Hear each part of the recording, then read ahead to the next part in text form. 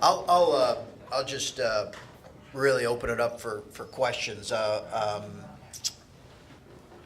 Obviously, we're excited about the addition of Scoonie. Really excited about the addition of all of our new staff, and even the ones that I kind of rehired from bad staff. So everybody's going to have a really important role. Obviously, Scoonie is beloved, and he grabbed me right after my press conference here and said, "Hey, I would love to get the foot in the door in coaching. I've been trying to do that. Would love to do it at my alma mater." And I think he's going to get a good idea as to kind of what the inner workings of a college basketball program is, and he'll certainly make an important contribution to our program. So what will you have him do? He'll have a variety of duties. He has as all the support staff. There's non-coaching. He has non-coaching limitations, but he can do on-campus recruiting. He can also obviously be involved with our players in other capacities. He's going to be a great liaison to our alumni and alumni base. He's going to be involved in summer camps and a variety of other things. Chris, was it important as you tried to fill out all the positions on your staff to have someone who played here, as you guys sort of transition to this university and learn the ins and outs, to have someone who's been here and played here? You know, I think that that position is kind of tailor-made potentially for someone who's played here.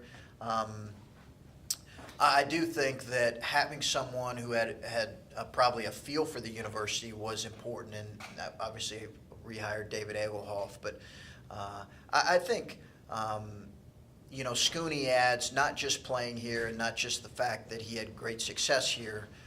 He brings a real personality and charisma and a knowledge of what successful teams that both he was a part of and he was seeing the qualities that they have. So I think as much as anything, I think he's going to make a great contribution. I also think this is great for him too, because it gets him an opportunity to kind of transition maybe to a different career, and it's one that I think he was wanting to get involved with for quite some time. Chris, do the rules allow for Scoonie to participate in practice? Can he like, if he needed a body that day? Good question. Can he just get into practice as a player and participate? If there's ever a year, right? If there's ever a year that would be valuable, this would be the year. He's not allowed to do that, and I thought I was going to lose him after I told him that. But he's not allowed to do that. But you know, there's limitations as to who can be involved, and he really, in some ways, can't even get between the lines, as none of our support staff can. Can he do any type of recruiting at all, from your perspective? On campus, obviously he doesn't have experience in recruiting, and at this level, that's a tremendous.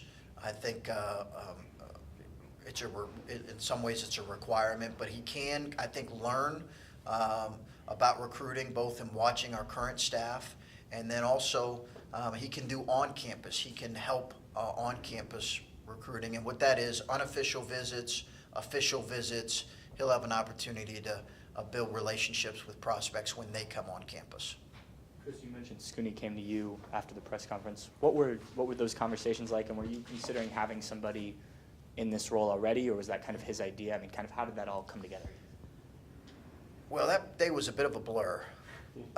So I don't know if I can go into great detail. I just remember that and it was a really quick conversation. Somebody, it might have been Gene, someone had mentioned to me that he had interest in the position, and that I think maybe in the past had talked to Thad about it.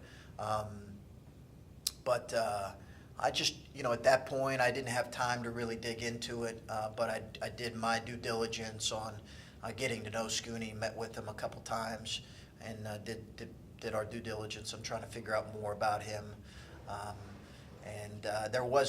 He was really the guy that I had kind of pinpointed if we were going to add this or have this position. He was probably going to be the guy we were going to go with. Because when we were talking to some of the alumni last week at the open practice for the basketball tournament, they said, he's kind of already been doing this for the program, a lot of the stuff anyway. Did you, in conversations, was that kind of discussed, the fact that he's been a liaison, I guess, for the program and kind of just making that official? Yeah, I think in some ways he has probably done a lot of similar stuff. And, I think, again, this is going to be great for, sometimes the idea of, I think he's going to be outstanding. Sometimes the idea of coaching is different than when you get into the day-to-day and you see the 14 and 15-hour days and all of that's required. So I think this very much gives him a foot in the door and a really perspective on, hey, is this what I would want to do and want to do long term? And it's going to give him some experience in seeing how the inner workings of a program. So I think he's excited about that, and we're excited about that. Chris, Scoonie's also like kind of in an interesting perspective here because he's also a dad of a kid who might be a high-profile recruit. I know he's not allowed to recruit for you, but is he allowed to just go to events that his son is playing in? How does that all work as much as you can maybe? Yeah, obviously I can't talk about any specific recruit, but I think one of the really wise decisions that the NCAA makes is you can go see your son play. Do you have to get that cleared, or how does that? Is that like just? No, trust me. He's had Scoonie's had a number of meetings, probably working on about 4 or 5 with our compliance department now. We have an outstanding compliance department, and part of that is because he's never worked in this capacity. The rules can sometimes be a little bit foreign. What can I do? What can I do? Not do? And he wants to do the right thing. So he's had a number of those meetings, and they spelled out for him exactly what you can and can't do. He can go and watch his son play, but he's limited to that. So I think I'm okay to say that, aren't I? I don't want to get you in trouble. Yeah, no, it's interesting tightrope you have to walk there. What was the reaction? What was the reaction of the players currently on the team with the hire of Scoonie? I think I didn't notice I think Scoonie probably had a relationship with some of them, but more the alumni than the current players. So I think they were excited and anticipating him just like they were our other hires that they didn't have a chance to know real well. So. What was the reaction of the alumni? I think, to be honest with you, I didn't, favorable. All was favorable. I think exciting. I think our people who have followed Ohio State basketball and are fans of Ohio State basketball, I think it was overwhelmingly a positive. But as Adam mentioned, and maybe some other people mentioned, that there's he's been having a role similar to this for a number of years.